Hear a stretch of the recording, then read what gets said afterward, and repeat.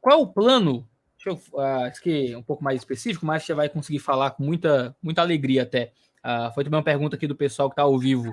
Qual é o plano para a gente conseguir ter mais emprego do Brasil de uma perspectiva liberal? Você falou de liberdade econômica, mas existe algum projeto de desenvolvimento para o pleno emprego no Brasil?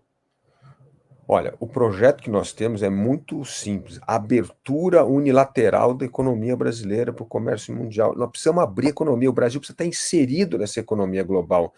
Todo país que ficou rico abrindo a sua economia. Até mesmo a China comunista só conseguiu tirar 1 bilhão de chineses da miséria porque abriu a economia e passou a concorrer no mercado internacional. Então, assim, o Brasil tem uma das economias mais fechadas do mundo. Essas barreiras do protecionismo, de reserva de mercado, vêm empobrecendo o país, deixando os produtos cada vez mais caros para o consumidor, perdendo competitividade internacional, e nós estamos perdendo mercado. Por isso que a desindustrialização no Brasil ocorre, porque a indústria brasileira não consegue competir no mercado internacional. E outra que ficou o produto mais caro para o consumidor. Você compra um telefone celular no Brasil, dá para comprar 2 lá fora com o preço de 1 aqui. Você quer comprar um carro? O carro aqui no Brasil custa 2 vezes mais caro do que um carro lá fora.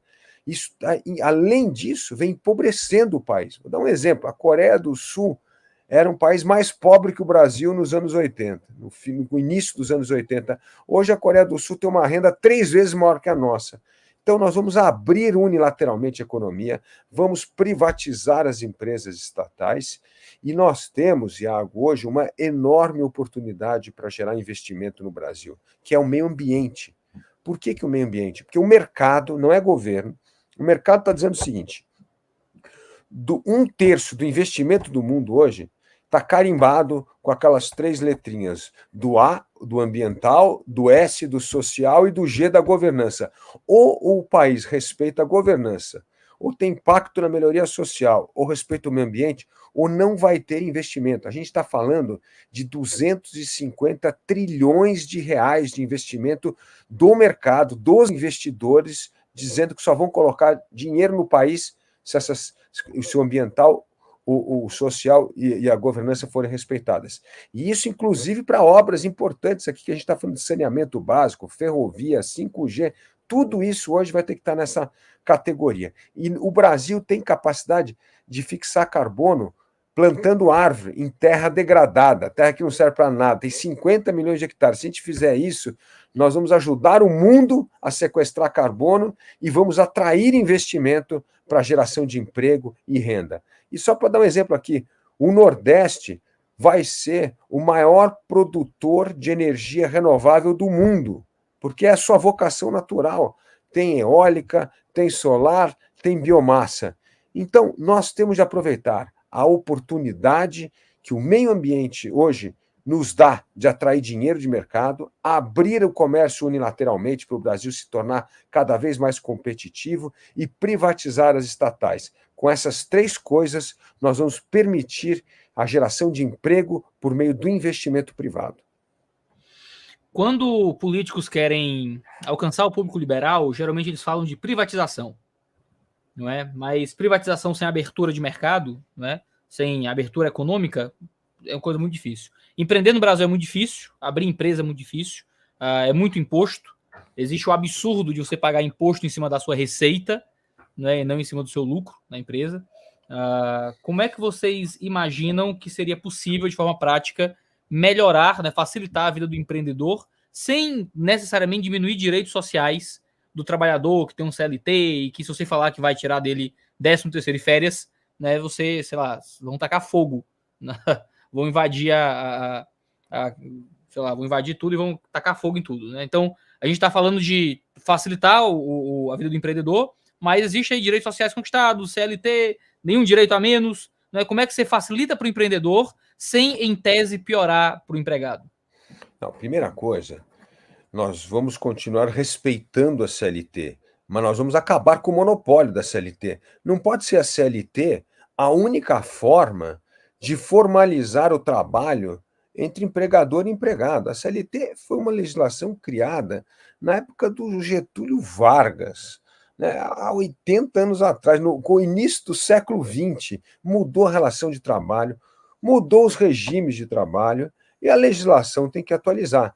Mas para mim, para você falou muito bem, para não criar polêmica, deixa a CLT do jeito que ela está. Quem quiser ser empregado pela CLT, tudo bem, vai continuar sendo empregado pela CLT. Mas nós vamos abrir a possibilidade de outros tipos de contrato de trabalho entre empregador e empregado, que vai reger por outras normas e outras regras, que condiz com o mundo moderno, condiz com o trabalho remoto, condiz com o regime de trabalho que as pessoas gostam de trabalhar. Por exemplo, tem uns que gostam de trabalhar à noite, madrugada, outro fim de semana, outro quer trabalhar meio período. Tem 1000 tipos de regimes hoje de trabalho. E nós precisamos respeitar isso. Uns querem ter participação na empresa, outros querem ter salário, um quer mais segurança, cada um quer ter uma coisa. Então, nós precisamos ter flexibilização nas regras de contrato de trabalho. É isso que nós vamos propor. Cada um vai ter a chance de desenhar contratos diferentes da CLT, evidentemente respeitando os dinheiros. Olha, os direitos estão aqui, ó. Constituição Brasileira, artigo 7. Qualquer contrato de trabalho tem que estar de acordo com o artigo 7 da Constituição. Se tiver, vale qualquer acordo e não somente a CLT.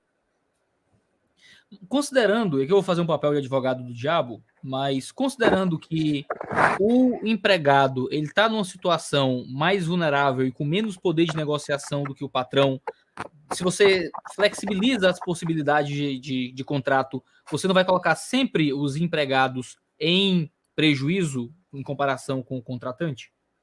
Não é verdade, Iago. Aí tem uma coisa importante. Isso pode acontecer em pouquíssimas profissões, e são aquelas profissões que estão em extinção. Por exemplo, pega hoje um programador, um jovem programador, tenta falar para ele que ele vai ter um contrato assim, assim, assado. Ele fala, não aceito o seu contrato, e certamente ele arruma outro emprego em outro lugar, porque é uma pessoa disputada. Então, as profissões que são disputadas, quem tem muito mais poder é o empregado, não o empregador. Eu estou dizendo isso hoje. Olha, um programador hoje no Brasil tem 700 mil vagas abertas, estão caçando, pagando salários absurdos para eles. Ele tem muito mais poder de negociar do que o empregador. Por quê? Porque é uma profissão demandada. Agora, se você está num ramo que não é muito demandado, ou que está praticamente em extinção, aí você vai ter dificuldade mesmo para arrumar emprego. E aí não é a questão da lei, porque alguns empregos estão sendo tão desvalorizados que praticamente só existe na informalidade. Então, assim, nós temos que pensar que essa negociação ela é sempre igual quando a gente está se tratando de empregos que o mercado está demandando. Aqueles que o mercado está demandando cada vez menos, não é a legislação que vai mudar essa condição. Pelo contrário, esse empregado provavelmente não vai ter a carteira assinada e vai estar na informalidade, que é o que acontece hoje no Brasil. Como você sabe, nós temos 40 milhões de brasileiros com carteira de trabalho, só que tem 70 milhões de brasileiros na informalidade.